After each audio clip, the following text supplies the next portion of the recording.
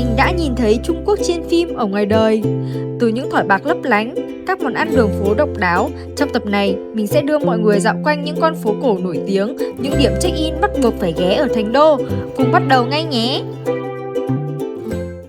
Đây là khu phố cổ nổi tiếng và mang tính biểu tượng nhất của Thành Đô. Con phố này nó sẽ có 3 con ngõ song song, đó là ngõ rộng, ngõ hẹp và ngõ tỉnh. Đúng là thủ phủ của gấu trúc này, đâu đâu cũng thấy bán gấu trúc luôn ý. Đúng là thủ phủ của gấu trúc, là đâu đâu mình cũng thấy họ bán các sản phẩm gấu trúc các mọi người ạ. Móc khóa này, xong rồi gấu bông này, rất là nhiều. Cả những cái thực phẩm đồ ăn mình cũng thấy có gấu trúc luôn ý. Cái bạc này nó to quá à, mình bê cái này về nhà luôn. Đây thật sự rất là đáng để ghé luôn ý, nhiều cái hay quá à. Những cái mà mình thấy trong phim đều ở đây đều có luôn á. Nặng lắm ý, cái này chắc phải 5 cân mất. Có một cái cục này về thì ê, chính ra ngày xưa trông mấy cái này đẹp nhờ. Thảo nào là mấy ông kiểu tham quan ở trong phim ấy rất là thích kiểu hốt thật nhiều bạc ấy, nhìn trông rực rỡ cực kỳ luôn. Mà ở đây thì họ sẽ bán các sản phẩm làm từ bạc mọi người ạ.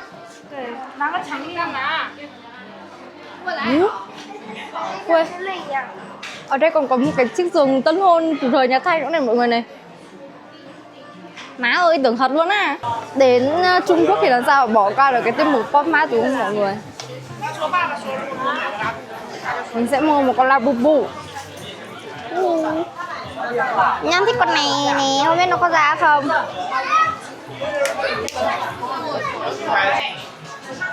Cái này bao nhiêu tiền? Cái này là 196 tệ mọi người nhá. Bây giờ mình sẽ bóc luôn.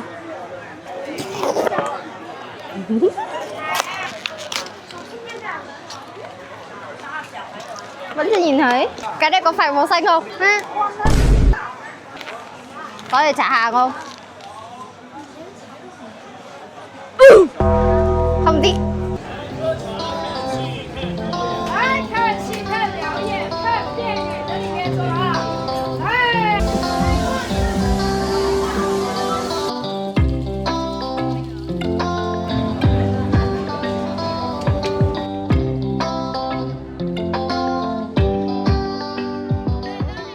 Nghĩ là mọi người chỉ cần dành khoảng tầm độ 2 đến 3 tiếng đồng hồ để mình đi dạo ở đây là đủ rồi nhá. Mà khi mình đi dạo ở đây thì tất cả các cửa hàng đều miễn phí hết. Khi mà mình mua đồ thì mới mất tiền thôi.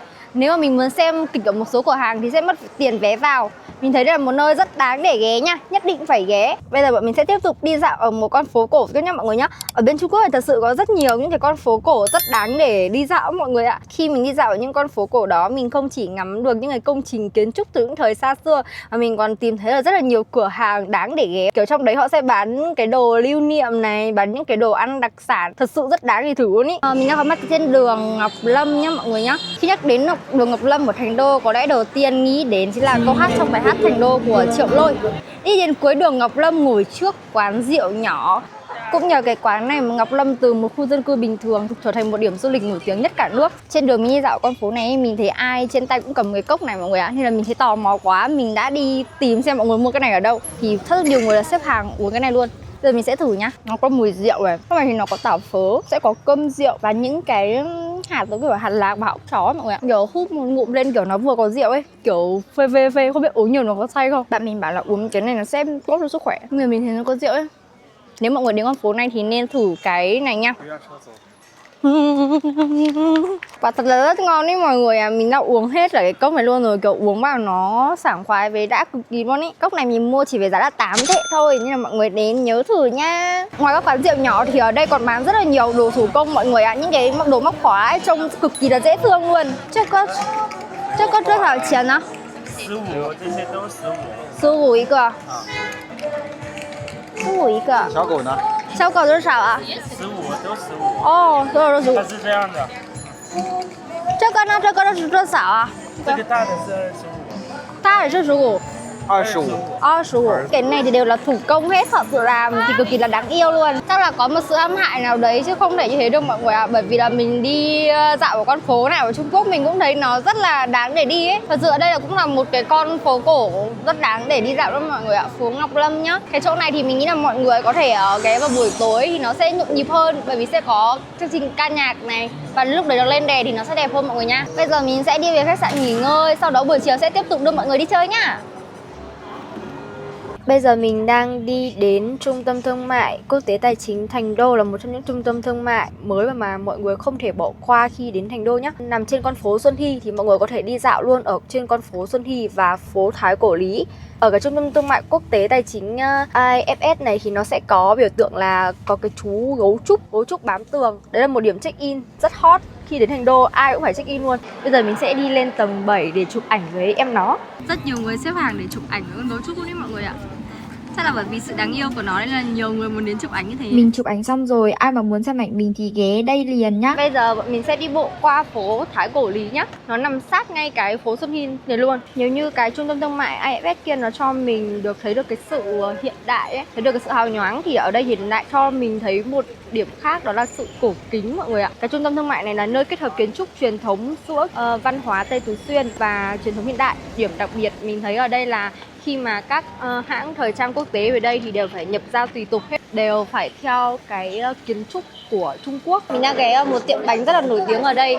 Nếu mà chủ nhật có thể là phải xếp hàng dài mà không ăn được luôn á. Vào đây mình cảm giác kiểu lạc vào thiên đường ấy mọi người ạ. Rất nhiều sự lựa chọn luôn ý. Bánh ngọt nè. Trời ơi, toàn những cái tượng bánh ngọt kiểu siêu ngon luôn. Bánh ở đây họ còn gói cho mình một cái hộp nhìn rất là xinh nữa. Màu hồng. Bọn mình đã mua 3 loại bánh với giá là 67 tệ. Bên trên có dâu tây tươi mọng luôn á.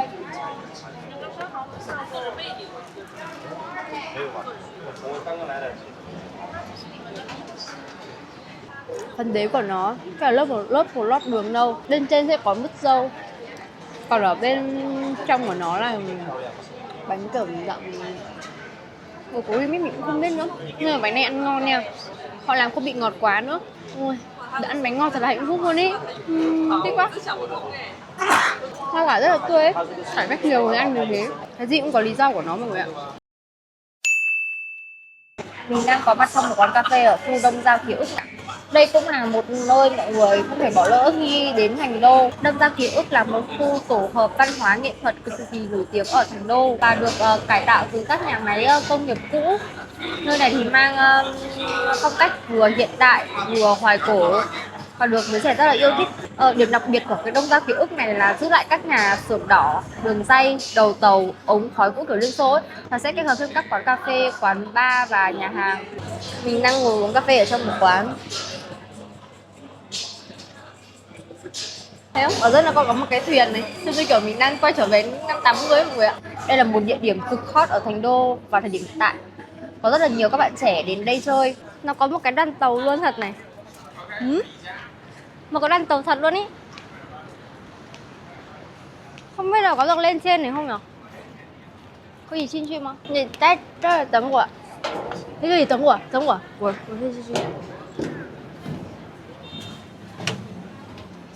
họ sẽ lấy những cái đoàn tàu này làm những cái quán cà phê luôn mọi người ạ. Ngoài ra ở đây còn có rất nhiều shop quần áo, tiệm bánh ngọt và không gian nghệ thuật. Sự va chạm giữa hiện đại và lịch sử thực sự rất thú vị mà mọi người nhớ nhất định là phải check in cái bức tường chống tù nổi tiếng nhé.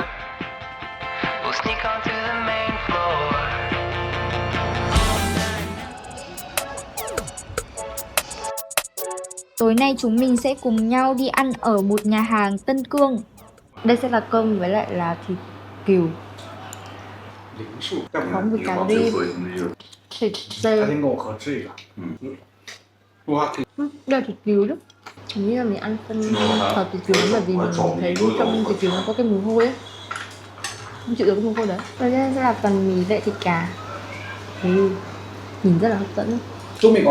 Cay quá. Nó này rất ngon, mình ngọt nha. Cái phần này thì sẽ cùng cả bánh mì nữa mọi người. Nhìn nó giống món sốt vang ấy, nhưng mà thật sự nó rất là đậm vì nó sẽ có vị tê 这个 cay 是 nữa. 叫必盖。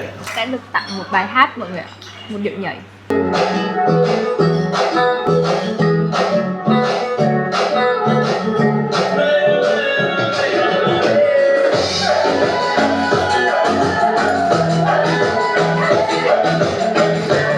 Bữa tối nay quả thật rất là phù hợp với khẩu vị của mình luôn.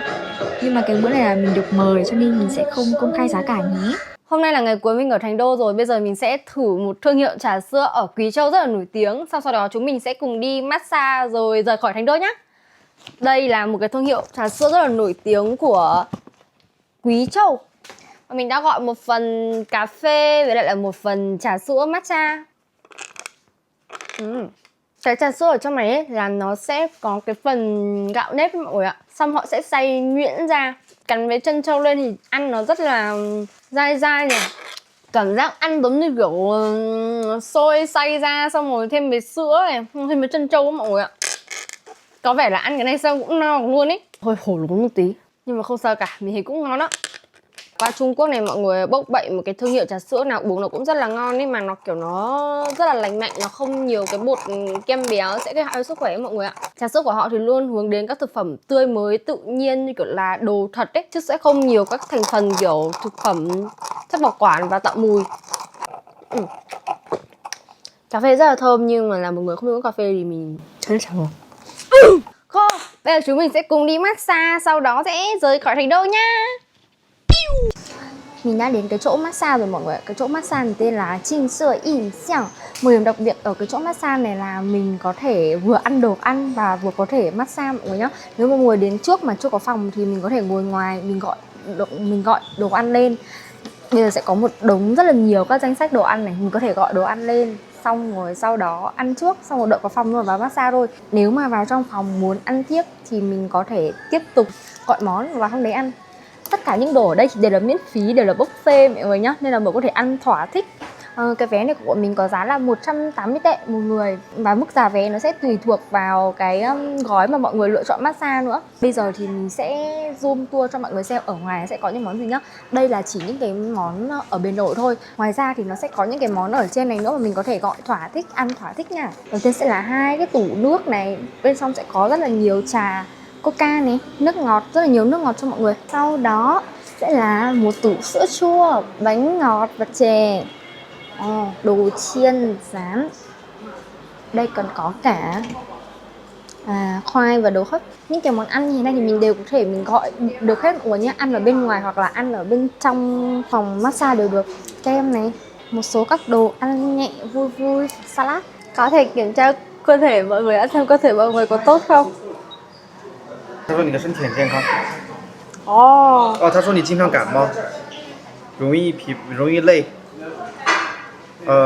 愈合能力差，肠胃娇弱，口腔溃疡，并发感染。 cái này nó kiểm tra được là mình dễ bị cảm cúm này, với lại là rất dễ rất hay mệt này, với lại là cảm thấy là cái sức khỏe mình bị thương thì rất là lâu thì mới có thể hồi phục này. Pha cảm染thì rất dễ mắc bệnh. Có vẻ là rất là đúng ấy, mình cũng đang bị cảm cúm. Đây là số đồ mà bọn mình đã gọi. Có trà này, 2 phần tôm hùm. Đồ này đồ ăn này tức là mình tự lấy ở bên kia nhé. Cơm, 2 phần cơm và cả đồ trắng miệng nữa. Ôi, đầu tiên mình ăn con tôm hùm rất là luôn ấy. Bỏ cái đầu đó đi hả? Cả một cái con nó to như thế này nhưng mà mình chỉ được ăn cái phần bên này thôi mọi người ạ. Nhưng mà có vẻ là cái tôm này mùi nó sẽ kiểu hơi tanh tanh á. Họ làm cũng rất là ngon á. Nhưng mà cái con tôm hùm đất này nó kiểu nó nhỏ quá, không bỏ mình ăn. Vẫn thích tôm của bên mình hơn. To ơi là to, con này bé quá. Cái sốt bơ tỏi này ăn cũng rất là ngon. Nếu mọi người đến đây massage thì có thể thử thì cái món tôm đất này rất là nổi tiếng ở bên Trung Quốc. Kiểu cảm giác ở đây ấy, vừa được đi massage lại vừa được ăn buffet ấy. Một cái mô hình rất là hay nhá. Đầu tiên kiểu mình cứ nghĩ là mọi người bảo là ăn con tôm hùm đất này nó sẽ bị mùi tanh của bùn ấy. Nhưng thật sự thì không thấy cái mùi tanh của bùn lắm đâu. Họ làm sạch với lại họ nấu với cái nước sốt tê cay đặc trưng này với lại cái nước sốt bơ tỏi này, nên là cái tôm hùm nó sẽ rất là ngấm cái vị nước sốt rồi, nên là khi mình ăn thì mình sẽ chỉ cảm nhận thấy cái vị tôm. Tuy là tôm nó không được quá là chắc đâu nhưng mà ăn thì cũng rất là hay, cũng được á.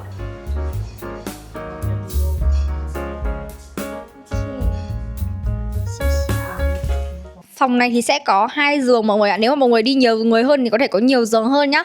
Và sẽ có chăn, tí nữa sẽ có người đến đây massage cho mình này. Trên này sẽ có tivi, mình có thể xem phim này và chọn đồ ăn ở trên này. Ghế nằm cũng khá là thoải mái nữa. Sẽ có thể mang đồ ăn vào được đây nhá mọi người nhá. Đúng là kiểu rất là tiện lợi và thoải mái ấy. Kiểu vừa được ăn này, vừa được massage này, rất là tiện lợi, rất là vui luôn ấy. Nhưng mà cũng khá là đông người nên là mọi người nhớ đặt lịch trước để đỡ phải chờ lâu nhé. Nếu mà Trùng Khánh cho mình cái sự cảm nhận về cuộc sống nó rất là ồn ào, nhộn nhịp thì Thành Đô lại cho mình một cái cảm nhận khác. Kiểu nó rất là yên bình, nó rất là chill này. Nói chung trong cái chuyến đi này mình cảm thấy rất là mãn nguyện. Thực sự là Thành Đô là một thành phố rất đáng để đến đấy mọi người ạ. Chắc là vlog Thành Đô của mình đến đây là kết thúc rồi. Bây giờ mình sẽ đi Nam Kinh. Nếu mọi người thích vlog của mình thì hãy cho mình xin một like, một chia sẻ, một lượt đăng ký nha. Yêu mọi người.